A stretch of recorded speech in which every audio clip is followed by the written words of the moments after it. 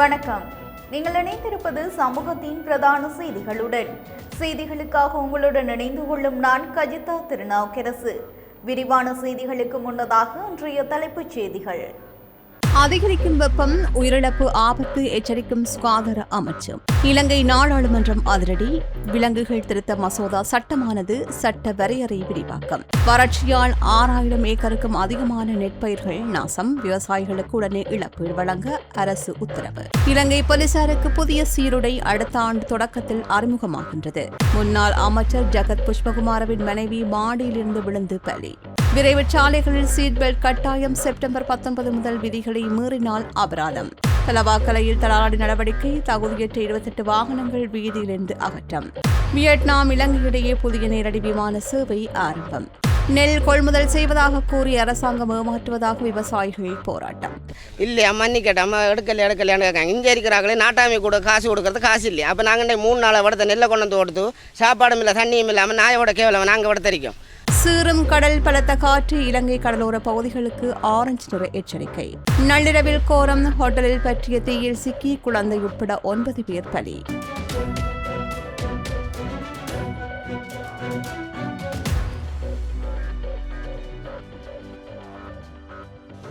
அவை எமது தலைப்புச் செய்திகள். இனி தொடர்பான விரிவான செய்திகள்.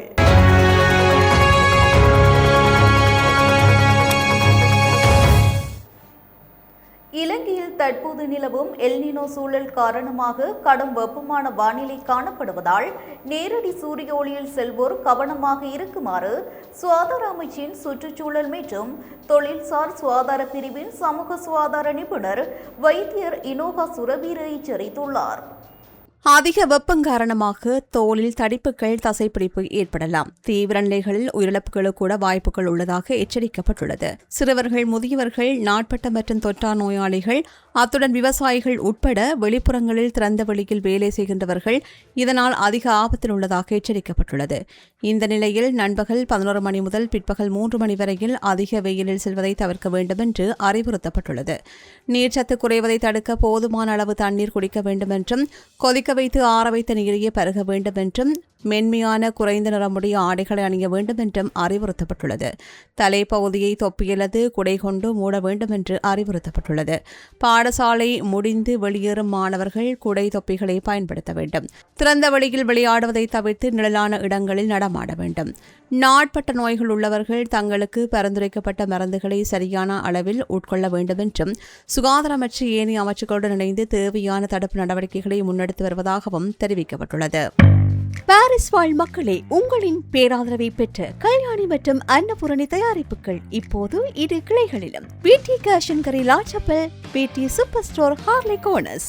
இலங்கை சட்டத்தின் கீழ் விலங்கு என்பதன் சட்டப்பூர்வ வரையறையை விரிவுபடுத்தும் புதிய சட்டத்திற்கு நாடாளுமன்ற சபாநாயகர் ஜகத் விக்ரமரத்ன முறைப்படி ஒப்புதல் அளித்துள்ளார்.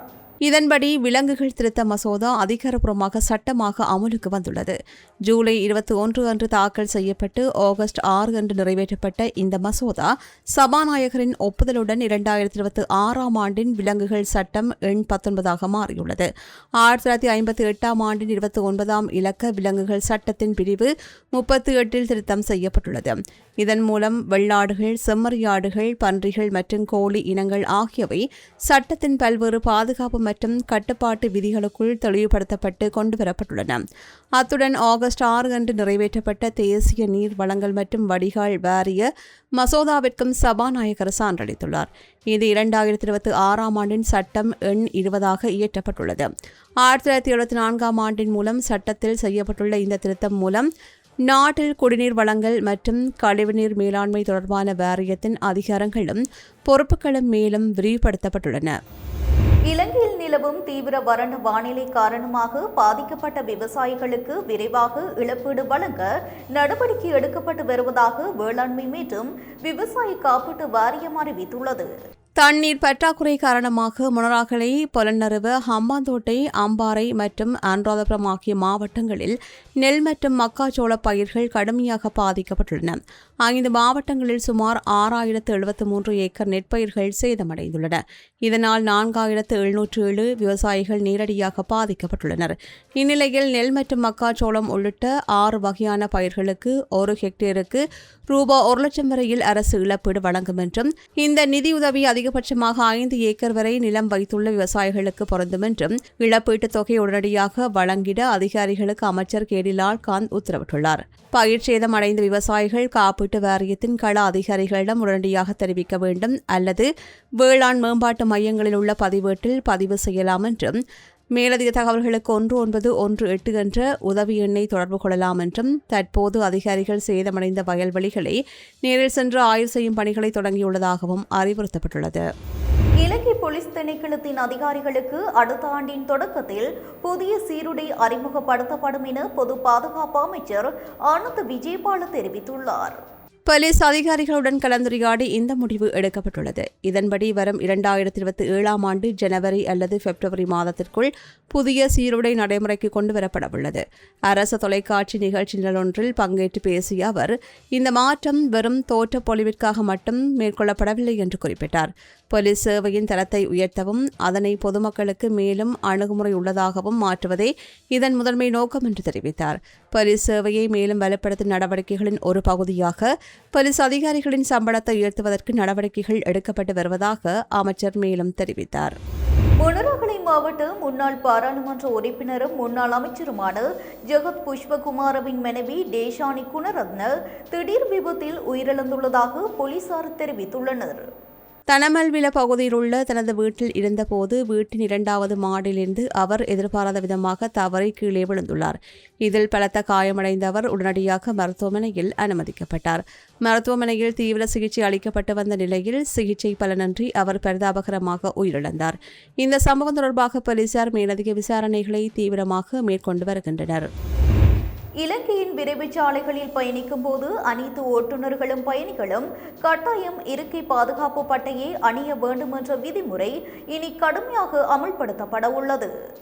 ஆரம்பத்தில் சீட் பெல்ட் வசதி இல்லாத பழைய வாகனங்களுக்கு வழங்கப்பட்ட சலுகை காலம் வரும் செப்டம்பர் 19ஆம் தேதியுடன் முடிகின்றது. அந்த தேதியிலிருந்து விரைவுச் சாலைக்கு வருகின்ற அனைத்து பழைய வாகனங்களிலும் சீட் பெல்ட் பொருத்தப்பட்டிருப்பது கட்டாயமாகும். சீட் பெல்ட் அணியாமல் விதி மீறலில் ஈடுபடுகின்ற ஓட்டுநர்கள் மற்றும் பயணிகளுக்கு ரூபாய் 1000 அபராதம் விதிக்கப்படும். இவ்வாறு போக்குவரத்து கட்டுப்பாட்டு மற்றும் சாலை பாதுகாப்பு இயக்குநர் சிரேஷ்ட போலீஸ் கண்காணிப்பாளர் மனோஜ் ரணகலா தெரிவித்துள்ளார். விரைவுச் சாலைகள் இயங்குகின்ற பேருந்துகளில் பயணிக்கின்ற பயணிகள் சீட் பெல்ட் அணியாவிட்டாலும் அபராதம் வசூலிக்க சட்டத்தில் இடமுள்ளது. தேசிய சாலை பாதுகாப்பு சபையின் தலைவர் மஞ்சுளா குலரட்ன இதுபற்றி கூறுகையில், இந்த விதிமுறைகள் செப்டம்பர் 25, 2025 அன்று வெளியிடப்பட்ட 2455 கீழ் 29 எண் கொண்ட சிறப்பு அரசியலின் கீழ் அமுல்படுத்தப்படுவதாக தெரிவித்துள்ளார். சாலை விபத்துகளில் சீட் பெல்ட் அணியாததால் ஏற்படுகின்ற உயிரிழப்புகளை தடுத்து மக்களின் உயிரை பாதுகாப்பதே இந்த நடவடிக்கையின் முக்கிய நோக்கமாகும் என்று போலீசார் வலியுறுத்தியுள்ளனர். தலவாக்கலை பகுதியில் அதிகாரிகள் நடத்திய திடீர் சோதனையில் தகுதியற்ற முறையில் இயக்கப்பட்டு வந்த 28 வாகனங்கள் தற்காலிகமாக வீதி பயன்பாட்டிலிருந்து அகற்றப்பட்டுள்ளன. நுவரெலியா மாவட்ட பிரதம மோட்டார் வாகன ஆய்வாளர் ஜாலிய பண்டார தலைமையிலான அதிகாரிகள் மற்றும் நுவரெலியா போலீஸ் போக்குவரத்து பிரிவினர் இணைந்து இந்த திடீர் ஆய்வை மேற்கொண்டனர். பேருந்துகள், கார்கள், வேன்கள், லாரிகள், மோட்டார் சைக்கிள்கள் மற்றும் முச்சக்கர வண்டிகள் உள்ளிட்ட 40 வாகனங்கள் தீவிர சோதனைக்கு உட்படுத்தப்பட்டன. இதில் 4 தனியார் பேருந்துகள் மற்றும் 15 3-வீலர்கள் உட்பட 28 வாகனங்களில் பல தீவிர குறைபாடுகள் இருப்பது கண்டறியப்பட்டது.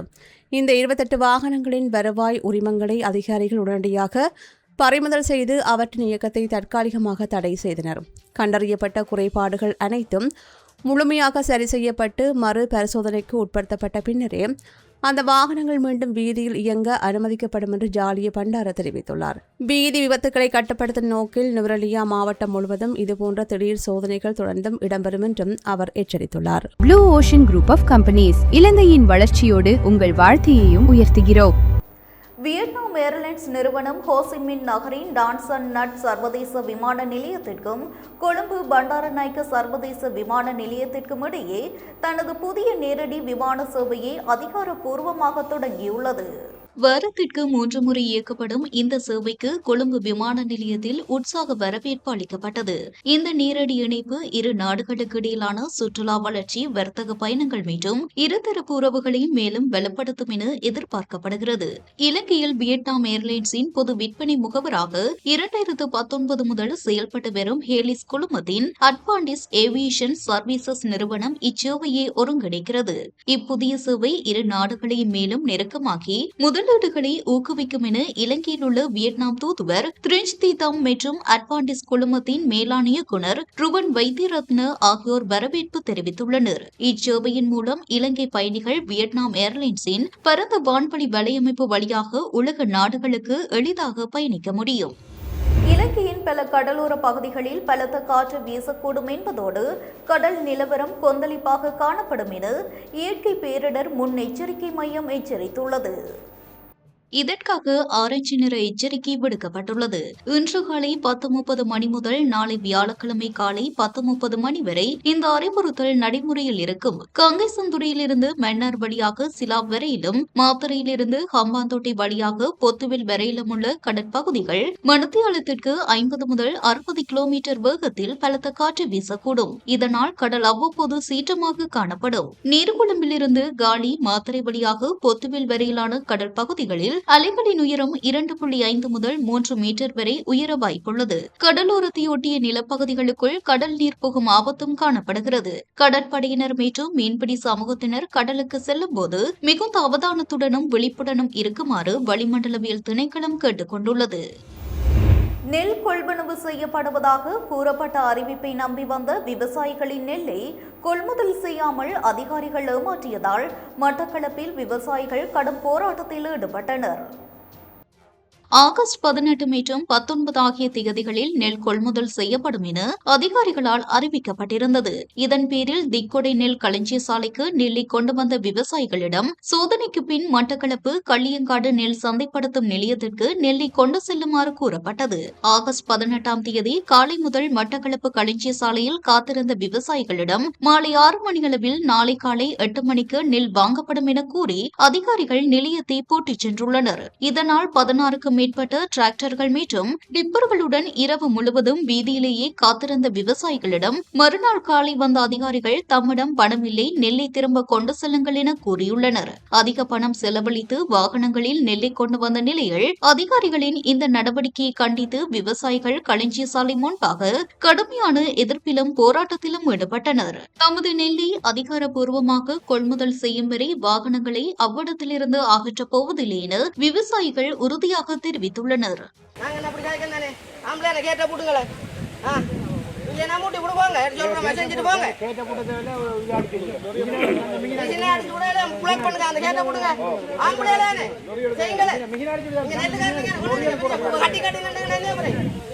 நாங்கள் நெல் கொண்டு வந்து அப்போ ஒரு சிங்கள இந்த ஃபோமுக்குரியாக்கள்கிட்ட நாங்கள் கோல் எடுத்து கேட்டவர்த்த அவங்க சொன்னாங்க, இல்லையா மண்ணி கேட்ட அம்மா எடுக்கலையான்னு கேட்காங்க. இங்கே இருக்கிறாங்களே நாட்டாமை கூட காசு கொடுக்கறது காசு இல்லையா. அப்போ நாங்கள் 3 நாள் வடத்த நெல்லை கொண்டு வந்து கொடுத்து சாப்பாடும் இல்லை தண்ணியும் இல்லாமல் நாயோட கேவலம் நாங்கள் வடத்தரிக்கும்.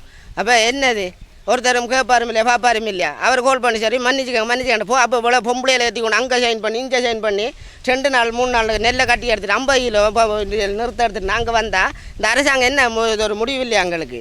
நாங்கள் கொண்டு வந்து போட்டு இங்கே பேர் நாய் காட்டுக்குள்ளே வந்து கிடக்கியா. இதுக்கு தானே நாங்கள் வந்து என்ன அப்போ இப்போ கவடா அப்படி கொண்டு வந்து சொல்கிறாங்க. திரும்பி கொண்டு வந்து நாங்கள் இப்போ இவ்வளோ தூரம் கொண்டு போகணுமே. இப்போ கல்ல தொங்கலை நாங்கள் கொண்டு போனால் சும்மா தூரமாது வாகனத்தில் நெல்லை கொண்டு வந்துட்டு இப்போ இதுக்கு யார் பொறுப்பு சொல்கிறது. அப்போ அவங்க கவடா என்ன பூட்டி போட்டு போகிறாங்க. இப்போ எனக்கு இப்போ காலில் இருந்து நான் சவளக்கடை இருந்து நெல் கொண்டு வந்திருக்கேன். சவளக்கடை இங்கே வாரண்ட்டு சொன்ன வெட்டிக்குளவுக்கு வாரத்துக்கு சும்மா இல்லை 7,000 ரூபா டீசல் போகுது. அப்போ 7,000 ரூபா டீசல் போகும் நான் ஒரு வாரத்துக்கு மட்டும். அயற்காசி நாட்டாமை கூலி எல்லாம் செஞ்சு கட்டி எடுத்துகிட்டு வாரண்ட்டு சொன்னால் ஒரு வாகனத்துக்கு அப்போ இவ்வளவு தூரம் கஷ்டப்பட்டு ஒரு நாள் ஃபுல்லாக 2 நாள் படுத்த கிடக்கும் சாப்பாடும் இல்லாமல். அப்போ நான் அப்போ ஒரு ஒபிஷருக்கு கோல் எடுத்தேன். நெல்லுக்குரிய ஒபிஷருக்கு கோல் எடுத்து கேட்டதுக்கு ஒபிஷர் சொல்கிறாரு மன்னிச்சு கேட்டால் எடுப்பாங்க எப்போ எடுப்பாங்க. அப்போ கவடா பூட்டிட்டு சீல் பண்ணிவிட்டு போகிறாங்க. அப்போ நாங்கள் இதில் கிடக்க நாய் மாதிரி காசு இல்லையா கேட்டால் காசு இல்லையா, நாட்டாமை கொடுக்குறதுக்கும் காசு இல்லையா அப்படி சொல்கிறாங்க.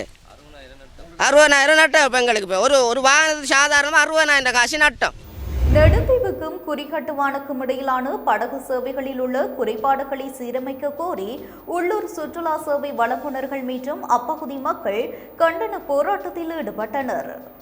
வீதி அபிவிருத்தி அதிகார சபைக்கு சொந்தமான படகுகள் பயணிகளையும் சுற்றுலா பயணிகளையும் ஏற்றிச் செல்லாமல் அரைகுறையாக விட்டு செல்வதாக குற்றம் சாட்டப்பட்டுள்ளது. புதன்கிழமை காலையிலும் பலர் நெடுந்தீவில் இருந்து யாழ்ப்பாணம் திரும்ப முடியாமல் நிர்கதியானதை அடுத்து இப்போராட்டம் வெடித்தது. படகு சேவைகள் சீராக இல்லாததால் முன்பதிவு செய்த சுற்றுலா பயணிகள் குறிகாட்டுவானோடு திரும்பிச் செல்கின்றனர். இதனால் முன்பணத்தை திருப்பித் தர வேண்டிய சூழல் ஏற்பட்டு விடுதி உரிமையாளர்கள் மற்றும் சுற்றுலா வழிகாட்டிகள் பெரும் வருமான இழப்பை சந்திக்கின்றனர். அண்மையில் படகு சேவை கிடைக்காத காரணத்தால் தனியாருக்கு சொந்தமான சிறிய படகில் நெடுந்தீவு செல்ல முயன்ற 10 பேர் படகு கவிழ்ந்து கடலில் விழுந்த நிலையில் அதிர்ஷ்டவசமாக அவர்கள் உயிருடன் மீட்கப்பட்டனர். நெடுந்தீவு சுற்றுலாத்துறையை மேம்படுத்த நடவடிக்கை எடுத்து வரும் அரசாங்கம் முதலில் இந்த படகு சேவைகளை முறைப்படுத்தி பயணிகளின் பாதுகாப்பான போக்குவரத்தை உறுதி செய்ய வேண்டும் என போராட்டத்தில் ஈடுபட்டவர்கள் வலியுறுத்தினர்.